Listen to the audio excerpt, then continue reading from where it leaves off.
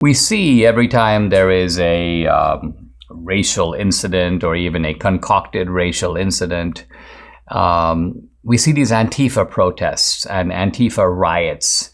And the question arises, and it arose also in the context of Black Lives Matter, who funds Antifa? Now, corporations kick in money into Black Lives Matter, and of course the Black Lives Matter officials buy new homes and they have luxurious lifestyles, designer handbags there. It's a racket.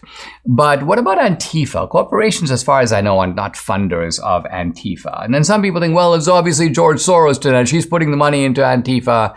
Well, actually, no, not so much and not so directly.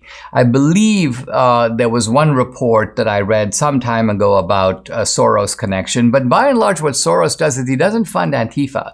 He funds the DAs, the district attorneys who refuse to prosecute Antifa.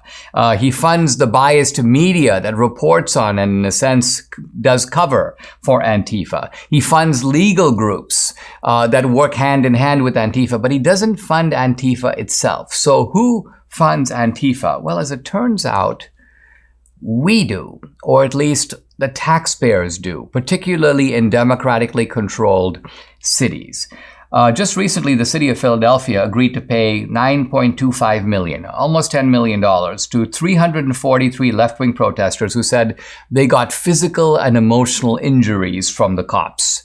How? The cops used tear gas and pepper spray. I mean, again, think of the difference with the January 6th protesters. Are they receiving million-dollar settlements to compensate them for the pepper spray, for the flashbangs, for the batons that were rained down upon them? No, not at all.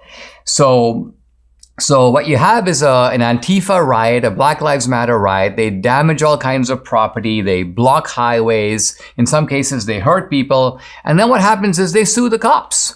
Now, how do they sue the cops? When they're organizing an Antifa riot, they have legal collaborators, typically from the National Lawyers Guild. And these are guys who wear sort of these lawyers' hats, these green hats that designate them as legal observers. And they pretend like they're neutral legal parties collecting evidence. Well, what are they doing? They're ignoring evidence on the cop side. They are collecting evidence that they can use on the Antifa side, and they're often working hand in hand with the media. And in some cases, when there's independent media, they even try to block the independent media from recording things that could be seen as damaging to Antifa. That's the first part of it, and gets worse. The second part of it is then the lawyers, in a kind of lawfare, they file lawsuits against the cities, and they know that these are democratically controlled cities. So the cities decide, we're not even going to fight the case, we're going to pay. And pay they have been doing.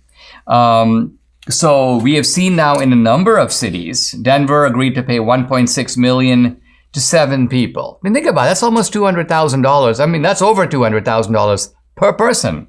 Austin agreed to pay $17.3 million to a bunch of protesters and rioters. And so what's happening is that this is a kind of operation in which Antifa is, while seeming to be fighting against the law enforcement establishments of these cities, the political establishment overrides the law enforcement establishment. They basically leave the cops out to dry.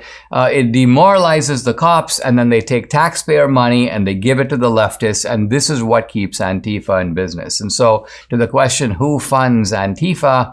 To some degree, to some significant degree, you could answer it is U.S. taxpayers in these democratically controlled cities because of a cozy arrangement, and in fact, I would say a highly unethical, although not illegal arrangement. Cities have the power to enter into these agreements to make lawsuits go away, but in this case, even if they can win the lawsuit, they want to pay. And this is what keeps Antifa in business.